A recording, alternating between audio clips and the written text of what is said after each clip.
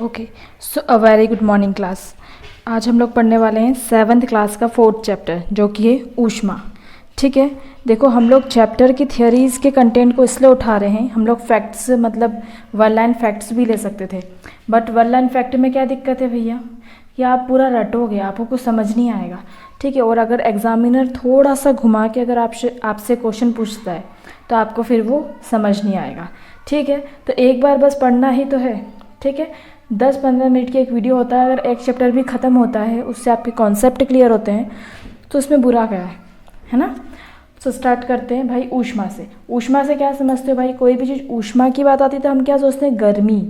ठीक है, यही सोचते हैं, मतलब भाई तेरे को गर्मी लग रही है, तो अपन ऐसा जो बोल रहे हैं सामान्य भाषा में ऊष्मा को हम बोल सकते हैं गर्मी। ठीक है, अब भाई ऊष्मा अधिक है तो उसको गर्म बोलेंगे, ऊष्मा कम है तो उसको ठंडा बोलेंगे।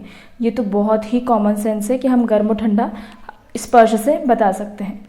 ठीक है, अब मैंने तो 2 चीज़ लिखी है, 2 चीज़ आपको ये बता कॉमन सेंस है, और आपको नहीं पता हो तो आप देख लो भाई कि जो ऊष्मा होती है, गहरा रंग जो होता है ऊष्मा का क्या करता है भाई? अवशोषण करता है। इसलिए हम सर्दियों में क्या करते हैं? गहरे रंग के कपड़े पहनते हैं। क्लियर है? गहरा रंग क्या करेगा? ऊष्मा का अवशोषण, ऊष्मा को खींचता है, इसलिए यह गर्म रहता है गहरा कलर। इसलिए हम इसको कब पहनते हैं? सर्दियों में पहनते हैं। ठीक है, सामान्य से क्वेश्चन है, कभी कभी कंफ्यूज हो जाते हैं। ठीक है, ये क्या करता है? अवशोषण करता है। वहीं जो हल्का रंग है, हल्का रंग क्या करता है? हल्का रंग जो होता है वो ऊष्मा को विसर्जित करता है, मतलब ऊष्मा का अवशोषण नहीं करता है कुल मिलाकर। तो हम इसको कब पहनते हैं भाई? गर्मियों में पहनते हैं, मतलब अभी हम पहनेंगे। ठीक है, गर्मियों में हल्के रंग के कपड़े, पतले कपड़े हम पहनते हैं ताकि हम लोग को गर्मी न लगे। ठीक है, तो इसलिए हम गर्मी में उसको पहनते हैं। इतना क्लियर है? अब एक है भाई जो ऊष्मा का मतलब ऊष्मा को खुद में से चालित नहीं होने देता, वो होता है कुचालक।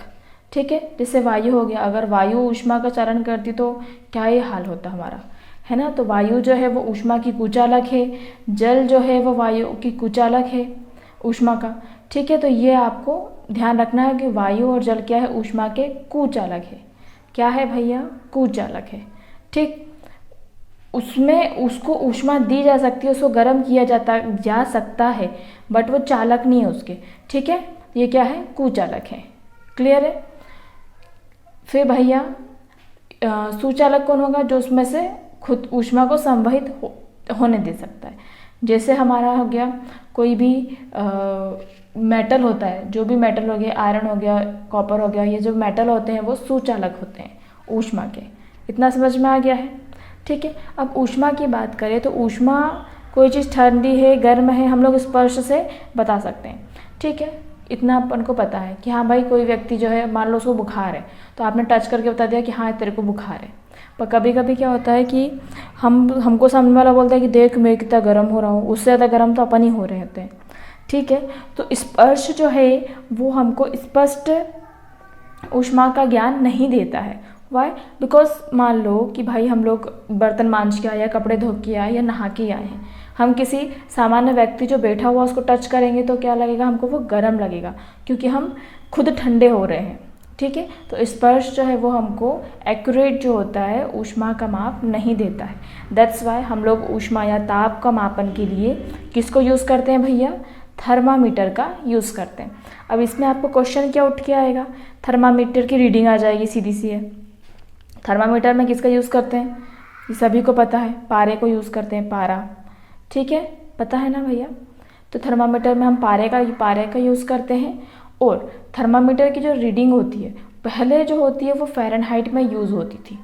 ठीक है, फ़ारेनहाइट की याद रखना 94 से 108, ये रट लेना। फ़ारेनहाइट की रीडिंग क्या है? 94 से 108। उसमें से हमारी क्या है भैया? हमारी क्या है? 98 फ़ारेनहाइट हमारा टेम्परेचर है। इतना आपको पता होना चाहिए। ठीक है, बट अभी पहले हम क्या करते थे? फ़ारेनहाइट यूज़ करते थे, फिर हमने भैया सेल्सियस यूज़ करना स्टार्ट कर दिया। तो सेल्सियस की रीडिंग होती है 35 डिग्री सेल्सियस से 42 डिग्री सेल्सियस। ठीक है, इसमें से हमारी जो टेम्परेचर होता है औसत टेम्परेचर है भैया, है ना। ऐसा नहीं कि आपका उधर आगे पीछे आ गया तो अपन को बुखार या हम ठंडे हो गए, ऐसा नहीं होता है। ये औसत टेम्परेचर होता है एक सामान्य व्यक्ति का 37 डिग्री सेल्सियस। ठीक है। तो एक तो 98 फ़ारेनहाइट याद रखना, 37 डिग्री सेल्सियस याद रखना। और सामने वाला आपको घुमा देगा अगर कि भैया आपसे पूछ लेगा कि इसकी रीडिंग ही बता दो कि कहाँ से कहाँ तक होती है, तो सेल्सियस जो होता है वो याद रखना कि 35 डिग्री से 42 डिग्री सेल्सियस तक होता है। इतना समझ में आ गया भैया? ठीक है। उसके बाद भैया हम आते हैं प्रयोगशाला तापमापी पे। अब मुझे ये बताओ, मैंने उबलता हुआ पानी लिखा है यहाँ पे, क्यों लिखा होगा? अब हम सोच रहे हैं भैया हमने मतलब खुद के ताप तो नाप लिए कि हाँ हमको बुखार नहीं है या है, ठीक है। तो क्या आप उबलते पानी का ताप नाप सकते हो थर्मामीटर से? नो, नहीं नाप सकते, क्योंकि पहली बात तो उसकी लिमिट देखो 42 डिग्री सेल्सियस तक की है, ठीक है। तो आपको जो है उबलता पानी का ताप उससे नहीं नापा जा सकता है, नहीं तो वो टूट जाएगा, ठीक है। जैसे कोई भी ब्रिज होता है, ओवरलोड हो जाता है, टूट जाता है, तो हर एक चीज़ की एक लिमिट होती है, इज़न्ट इट? तो ये क्या हो जाएगा, टूट जाएगा। इसलिए उबलते पानी को हम किससे मापेंगे? प्रयोगशाला तापमापी से। किससे मापेंगे? प्रयोगशाला तापमापी से। अब भैया रिवर्स क्वेश्चन पूछ लो कि क्या प्रयोगशाला तापमापी से हम अपना बुखार नाप सकते हैं? नहीं नाप सकते, है ना। देखो इसका जो होता है, इसकी रेंज देखो, याद रखना -10 डिग्री सेल्सियस से 110 डिग्री सेल्सियस तक होती है। ये माइनस है, ठीक है। -10 डिग्री से 110 डिग्री सेल्सियस तक इसकी माप होती है। बट इससे हम बुखार नहीं माप सकते, बिकॉज हम आप प्रयोगशाला में देखना है, प्रयोगशाला में जब भी हम कोई बीकर वगैरह होता है, बीकर में हमने वो रखा प्रयोगशाला तापमापी, तो हमारे सामने पारा ऊपर चढ़ता है और एक स्थिर हो जाता है, तो हमको तभी नोट करना पड़ता है। पर जैसे ही हम इसको हटाएंगे तो फटाक से पारा नीचे आ जाएगा, ठीक है। सब्जी वाला पहले निकलेगा अब। बट थर्मामीटर में है ना, थर्मामीटर में क्या होता है, जो थर्मामीटर होता है उसके बल्ब में एक, जो पारा होता है उसके बल्ब में एक क्या लगा होता है? किंक लगा होता है। क्या लगा होता है? किंक बोलते हैं या विभंग बोलते हैं। किंक या विभंग लगा होता है यहाँ पे, जो कि पारे को स्थिर रखने में, मतलब कुछ समय तक उसी ताप में बनाए रखने में उसकी हेल्प करता है, जो कि हमको प्रयोगशाला तापमापी में नहीं मिलता है, ठीक है। प्रयोगशाला तापमापी को अगर आप मुंह में रखोगे, रखोगे, जैसे आप निकालोगे पारा नीचे आ जाएगा। क्यों आ जाएगा? क्योंकि यहाँ पे क्या नहीं है? विभंग नहीं है। यहाँ पे क्या नहीं है? किंक नहीं है। विभंग या किंक याद रखना, क्लियर? तो अपन आगे भैया प्रयोगशाला तापमापी पे क्या करेंगे हम? -10 से 110 डिग्री सेल्सियस तक इसका होता है, ठीक है। अब हमारा नेक्स्ट आता है ऊष्मा का स्थानांतरण। ये बहुत सामान्य से क्वेश्चन है और ये आते ही हैं, ठीक है। तो ये ध्यान रखना कि भैया ऊष्मा का स्थानांतरण, मान लीजिए आपने कढ़ाई में खाना बनाया, खाने बनाने के बाद कभी कभी क्या होता है, हम जो करछी होते हैं, करछी उसी के अंदर छोड़ देते हैं, ठीक है। जो करछी होती है उसके अंदर ही छोड़ दिया अगर हमने, तो क्या होता है, ये करछी यहाँ से गर्म होती यहाँ पे भी गर्म हो जाती है, ठीक है। फिर हमको लग जाता है झटका, ठीक है। तो अगर जो इसको बोलते हैं भैया, यहाँ से क्या हुआ, ऊष्मा ऐसे करके चालन हुआ उसका, तो इसको बोलते हैं हम चालन विधि। क्या बोलते हैं? चालन विधि, ठीक है। हर एक जो मैटर होता है उसका ऊष्मा का स्थानांतरण का तरीका अलग होता है, ठीक है। अब भैया जो द्रव होता है, जो गैस होता है, वो ऐसा नहीं है कि ये पानी गर्म हो गया तो उसने ऊपर के पानी को गर्म कर दिया। No, Y? बिकॉज भाई ये तो कुचालक है, कुचालक है, वो उसका चालन नहीं करता है, ठीक है। तो ठोस में क्या होता है? चालन होता है, बट द्रव और गैस में चालन नहीं होता है, बिकॉज ये क्या है? ऊष्मा के कुचालक है। तो भैया ये गर्म कैसे हो जाते हैं? हम तो तपेली का देखते हैं तो नीचे का पानी गर्म रहता है, फिर वो धीरे धीरे ऊपर के पानी को गर्म करता है। नो, ऐसा नहीं होता है। होता क्या है भैया, जब भी हम तपेली रखते हैं, ठीक है, तो जैसे हमने तपेली रखी, ये पानी रखा हुआ है, ठीक है, ये बिल्कुल सही है कि हाँ नीचे का पानी पहले गर्म होगा क्योंकि वो ऊष्मा के करीब है, तो वो गर्म होकर क्या करता है? ऊपर की ओर जाता है, ये ऊपर जाता है, ये गर्म हो गया इतना पानी, फिर ये पानी गर्म होगा, फिर ये ऊपर जाएगा, फिर ये पानी गर्म होगा, फिर ऊपर जाएगा, ऐसा सिस्टम होता है, ठीक है। ऊपर हल्का होने के कारण वो क्या होता है? ऊपर जाने लगता है, ठीक। तो ठोस, वो सेम चीज़ गैस में भी होता है। अब गैस में कैसे होता है मैं आपको बताती हूँ। इसमें भी बोल सकते हैं कि जैसे मान लीजिए हमने कोई मोमबत्ती ली है, क्लियर? क्या ली? हमने कोई मोमबत्ती ली है। अब आप मोमबत्ती को जलाओ और मोमबत्ती को आप, जैसे हम कोई दिया जलता है, मोमबत्ती जलती है, उसको बुझाने के लिए क्या करते हैं? हम ऐसे करके हाथ रखते हैं कि ऐसे तुम उसके ऊपर हाथ रख लेते है ना। तो हम कैसे हाथ रखते हैं, ऐसे हाथ रखते हैं, क्योंकि जो वायु होती है वो भी क्या होती है, ऊपर की ओर जाती है। ठीक है, तो ऊपर की ओर जाती है, गर्म होके ऊपर जाती है। तो ये जो विधि होती है भैया, जो ऊपर जाने की विधि होती है गर्म होने के बाद, दैट इज़ कॉल्ड दी संवहन विधि। क्या होती है भैया, संवहन विधि। क्लियर है। तो अपन को पता होना चाहिए कि ठोस में और क्या होती है, चालन होती है, और द्रव और गैस में क्या होता है, संवहन होता है। आई होप क्लियर हो रहा है ना। अब देखो एक और क्या होता है भैया, एक और चीज़ मैं आपको बता दूं। एक और इसमें होती है चालन संवहन के अलावा एक और प्रकरण होता है भैया, विकिरण। क्या होता है, विकिरण। विकिरण में क्या होता है, जो ये सूर्य है, ठीक है, ये जो सूर्य है, सूर्य से पृथ्वी पर आने पे, यहाँ पे वायु तो है नहीं, है ना। वायु कहाँ है, हमारी पृथ्वी के अराउंड है वायु, तो इतनी ऊपर तो वायु है नहीं। तो बिना माध्यम के जब ऊष्मा का चालन होता है तो उसको हम क्या बोलते हैं भैया, उसको बोलते हैं हम विकिरण। क्या बोलते हैं, विकिरण। इतना समझ में आ गया आप लोगों को कि सूर्य से जो आई है उसको हमने क्या बोला है, बिना माध्यम के जो स्थानांतरण होता है वो होता है विकिरण। ठीक है, अब मैं आपको एक और चीज़ बता देती हूँ। हमने चालन पढ़ लिया, संवहन पढ़ लिया और विकिरण पढ़ लिया। ठीक है, अब एक और चीज़ क्या होती है, एक ड्राइंग आपने बनाई होगी अधिकतर, एक घर बनाते हैं भैया। ठीक है, ये हो गया अपना सूर्य भगवान, ये हो गया हमारा घर। ठीक है, ओहो, ये हो गई खिड़की, और ये हो गया हमारी नदी। ठीक है, सपोज दिस इज समुद्र। तो होता क्या है, जब यह ध्यान रखना, दिन के समय अपन ने क्या बोला भैया, जब वायु हल्की होगी तो ऊपर उठेगी, जब वायु ऊपर उठ गई तो जगह खाली हो गई, तो जहाँ जगह खाली वहाँ हम निकल लेते हैं। वायु द्रव का भी देखा है आपने, जैसे आपने तपेली में पानी डाला, तपेली में आपने पानी एक साइड से डाल रहे हो, पर वो कहाँ जाएगा, दूसरी साइड जाएगा। ठीक है, तो क्या होता है, जो खाली जगह होती है वहाँ पे जाते हैं ये। तो ये क्वेश्चन बिल्कुल आएगा ही। क्या आप देखना, दिन, ये ध्यान रखना अगर आप कन्फ्यूज हो जाओ, समुद्र में दिन है, थल पे रात है। ये है अपना स्थल और ये है अपना समुद्र। ठीक है, तो भैया दिन के समय क्या होता है, यहाँ की वायु क्या होती है, ठंडी होती है, और यहाँ पे स्थल गर्म हो जाता है।